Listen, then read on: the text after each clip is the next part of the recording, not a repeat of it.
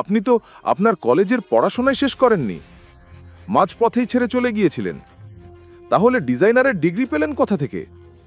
তার উপর আপনি যত ডিজাইন এখন পর্যন্ত বানিয়েছেন সবই আমরা দেখেছি, একটিও এমন ছিল না যা দেখে আপনাকে কাজ দেওয়া যায়। তাহলে হঠাৎ কি হলো যে আপনি এত ভালো ডিজাইন বানিয়ে ফেললেন? দয়া করে এক্সপ্লেন টু মি। সেক্রেটারির কথা শুনে নীল আর গায়ত্রী দেবী দুজনেই লজ্জায় মাথা নিচু করে একজন আরেকজনের দিকে তাকালো। গায়ত্রী দেবী কল্পনাও করেননি তার মিথ্যা এত দ্রুত ধরা পড়বে। সেক্রেটারির চোখে এখনো রাগ ভরা। আপনারা যে কোম্পানিতে কাজ করেন সেই কোম্পানিকেই একসাথে লুটছেন। আপনাদের লজ্জা করা উচিত। এই কাণ্ডগুলোর কারণে আপনাদের জেলও হতে পারে, এই ধারণা আছে তো? বক্তব্য শেষ করে সেক্রেটারি কনফারেন্স রুমে বসে থাকা সবাইয়ের দিকে একবার তাকালো এবং পরের মুহূর্তেই দরজা দিয়ে বাইরে চলে গেল। সেক্রেটারি চলে যেতেই কনফারেন্স রুমে নিস্তব্ধতা নেমে এলো। গায়ত্রী দেবী আর নীল কারোর চোখের দিকে তাকাতে পারছিলেন না। অন্যদিকে অবনী নিজের কানে বিশ্বাসই করতে পারছিল না। তার কানে তখনও বাজছিল কিছুক্ষণ আগেই গৌতমের বলা কথা। সবাইয়ের দৃষ্টি ছিল নীল আর গায়ত্রী দেবীর ওপর। তাদের দেখে সবাই একে অপরের কানে কানে ফিসফিস করতে লাগল। তারপর কিছুক্ষণের মধ্যেই সবাই একে একে কনফারেন্স রুম থেকে বেরিয়ে গেল। অবনী এখনও নিজের চোখকে বিশ্বাস করতে পারছিল না। সেও অন্যদের সঙ্গে কনফারেন্স রুম থেকে বেরিয়ে গেল।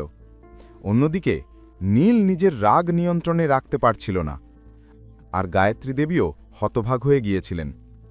শেষ পর্যন্ত এটা কিভাবে হলো? এক রাতের মধ্যে চেয়ারম্যানের মনোভাব এভাবে কিভাবে বদলে গেল? নিশ্চয়ই এর পেছনে কারো না কারো হাত আছে। হ্যাঁ, আর আমি জানি সে কে।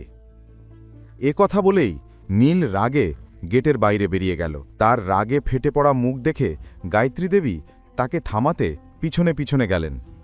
অন্যদিকে অবনীর চোখে আনন্দ স্পষ্ট দেখা যাচ্ছিল। সে সেই খবরটা জানাতে গৌতমের কাছে ওয়েটিং রুমে চলে গেল। গৌতম অবনীর খুশিতে ভরা মুখ দেখেই সব বুঝে গেল। গৌতম, আমার বিশ্বাস হচ্ছে না। তুমি যেমন বলেছিলে ঠিক তেমনটাই ঘটেছে। অবনী আরও কিছু বলতে যাচ্ছিল, এর আগেই নীল সেখানে পৌঁছে গেল। তাদের দুজনকে হেসে কথা বলতে দেখে নীল বলল, আচ্ছা, এটা তুমি করেছ? হ্যাঁ, তোমার আমার সাফল্য সহ্য হয়নি তো? অবনী, তোমার মাথা ঠিক আছে তো?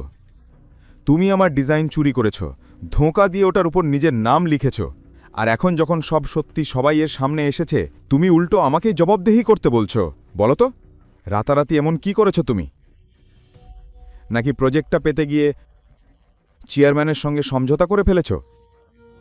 এই কথা বলতে বলতেই নীল অবনীর দিকে আগাতে লাগল, কিন্তু গৌতম তখনই রাগে তার কাঁধে হাত রেখে বলল, যথেষ্ট হয়েছে। এরপর আরেকটাও শব্দ নিজের নোংরা মুখ থেকে আমার স্ত্রীর বিরুদ্ধে বের করিস না, না হলে আমি তোর সঙ্গে কি করব তুই ভাবতেও পারবি না। নীল বলল, কি করবি? মারবি? তোর মতো লোকদের তো আমি পকেটে নিয়ে ঘুরি। নিজের বউকে ঠিকমতো সামলাতে পারিস না আর আমায় ধমকি দিচ্ছিস? কে জানে কাদের সঙ্গে ও মুখ কালো করছে। কালই হয়তো চেয়ারম্যানের কাছে গিয়েছিল নিজের সৌন্দর্যের জাদু দেখাতে, তাই তো রাতারাতি আমাকে কন্ট্রাক্ট দেওয়ার সিদ্ধান্ত বদলে গেল। গৌতম তখন রাগে আগুন হয়ে গেল। সে আর কিছু না ভেবে নীলের মুখে একটা প্রচণ্ড ঘুষি মারল।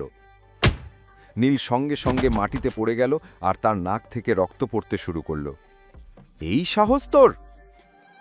নীল নিজের নাক মুছে গৌতমকে মারতে আবার এগিয়ে এলো, কিন্তু গৌতম তখনই শক্ত করে তার কলার চেপে ধরে বলল, এরপর একটা কথাও বলার আগে ভেবে নিস, না হলে তোর অবস্থা এর চেয়েও খারাপ হবে। অবনী প্রথমবার গৌতমকে এত রেগে যেতে দেখেছিল। সে তৎক্ষণাৎ গৌতমের হাত ধরে বলল, গৌতম, ছেড়ে দাও। এমন মানুষের সঙ্গে বিতর্ক মানে নিজেকে নোংরা করা। চলো, চলে যাই এখান থেকে। এই বলে অবনী গৌতমকে নিয়ে সেখান থেকে চলে গেল।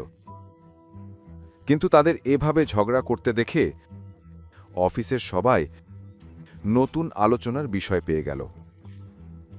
সবাই আবার কানে কানে ফিসফিস করতে লাগল, কিন্তু নীল সব কথা উপেক্ষা করে অবনী আর গৌতমকে দেখছিল। হ্যাঁ, বেরিয়ে যাও এখান থেকে। গার্ডরা, ওদের দুজনকে বের করে দাও, আর আজকের পর ওরা যেন এখানে দেখা না দেয়। এই বলে নীল রাগে নিজের কেবিনের দিকে যেতে লাগল, কিন্তু হঠাৎ কেউ তার মুখে একটা প্রচণ্ড চড় মারল।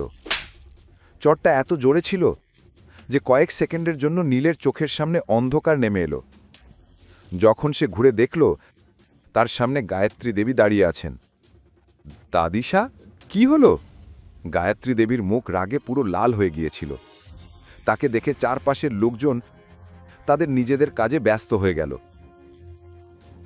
চুপ, একদম চুপ।